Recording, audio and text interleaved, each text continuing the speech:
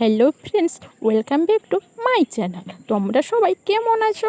আশা করছি সবাই ভালো আছো। তো ভালো থেকো, সুস্থ থেকো, আর তোমাদের আশীর্বাদে আমিও খুব ভালো আছি। আর আজকে সকালটা শুরু করছি ফুল দিয়ে। তো দেখতে পাচ্ছ কত সুন্দর একটা ফুল, দেখতে কতই না ভালো লাগছে।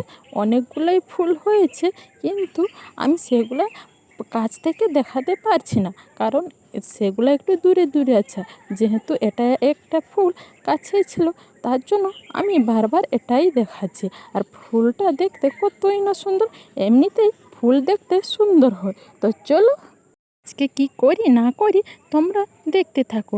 প্লিজ কেউ স্কিপ করে যেও না, আর যাদেরকে আমার ভিডিও ভালো লাগে না তারা স্কিপ করে চলে যেও। আর এদিকে আমার ছেলেকে টিউশনে পাঠিয়ে দিলাম। তো আমি যেটা মনে করি, আমার ছেলেকে টিউশনে পাঠিয়ে দিলে আমার একটা কাজ হালকা হয়, কারণ ওকে একটা টিউশনে পাঠাতে আমার অনেকটা সময় লেগে যায়, আর তার জন্য বাকি কাজগুলো পড়ে থাকে। আর এদিকে দেখতে পেয়েছো ইঁদুরের গর্ত। সেদিন যে দেখিয়েছিলাম, সেদিন একটা আমি মাটি দিয়ে চাপা দিয়ে দিয়েছি, তারপরেও অনেকগুলো ইঁদুরের গর্ত হয়েছে। কি করব বলুন তো? তো যতই মাটি দিয়ে চাপা দিচ্ছে আর একটা গর্ত তেড়ে দিচ্ছে, তার জন্য পারছি না। মাটি দিয়ে দিয়ে আমি তো হাঁপিয়ে গেছি। কি বলো তো, এরকম বারবার আর সহ্য হচ্ছে না। তার জন্য কি করব কি নেই ভাবতেই পারছি না। তোমাদের কাছে যদি কোনো রকমের আইডিয়া থাকে ইঁদুরের গর্ত না হওয়ার জন্য, তাহলে প্লিজ আমাকে একটু কমেন্ট করে জানিও। তো আমি সে আইডিয়াটা একটু কাজে লাগাবো। তো দেখতেই পাচ্ছ বন্ধু, কত কতগুলা ইঁদুরের গর্ত। তার জন্য আমাকে অনেক বিরক্ত লাগে, মানে আমার রুমে পর্যন্তও ছাড়িনি। আর আমি আজকে একটু লেপামোছা করব, তার জন্য ইঁদুরের গর্ত তো আমাকে তো মাটি দিয়ে চাপা দিতেই হবে। তো চলো একটু লেপামোছা করিনি, তো এদিকটা দিয়ে এনেছি আর এদিকটা বাকি আছে।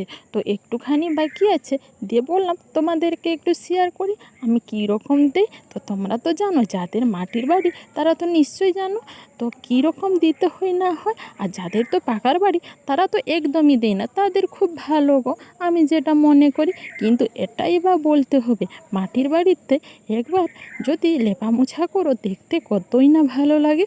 তো আমি অনেকটা হাঁপিয়ে গেছি গো, কারণ কি বলো তো, এ এ- এ- আমি তো বলেছিলাম আমাদের বাড়ি দুটো, মানে একটা রান্নাঘর আর একটা এটা, তার জন্য আমি সেটা একটা দিয়ে এসেছি, আর এটা দিতে দিতে হাঁপিয়ে পড়েছি।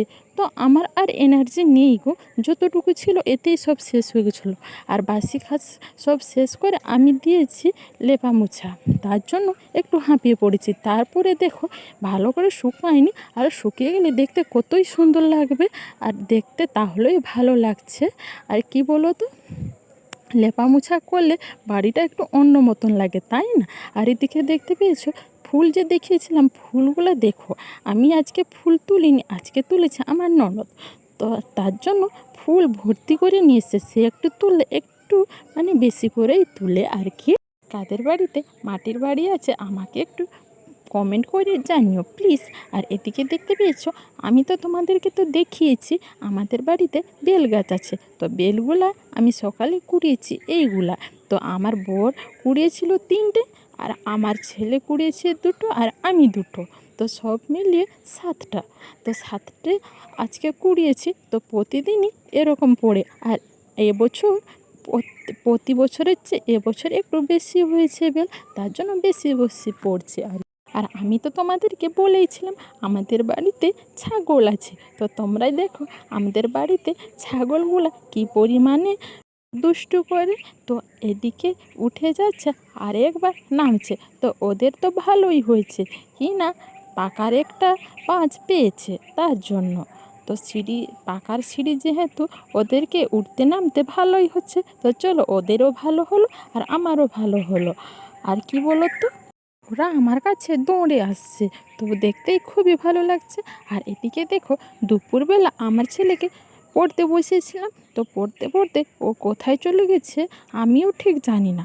তার জন্য ভাবছি বইগুলো সব গুছিয়ে রাখি। তো গুছিয়ে রাখতে রাখতে ভাবলাম তোমাদেরকে একটু দেখাই। তো আমার ছেলে কিসে পড়ে তোমরা বুঝে নিও। তো আজকের ব্লগ এই পর্যন্ত। যদি ভালো লাগে শেয়ার কমেন্ট ও একটা লাইক দিও। আর টাটা ফ্রেন্ড, কালে একটা নতুন ব্লগের সাথে দেখা হবে। সবাই ভালো থেকো, সুস্থ থেকো।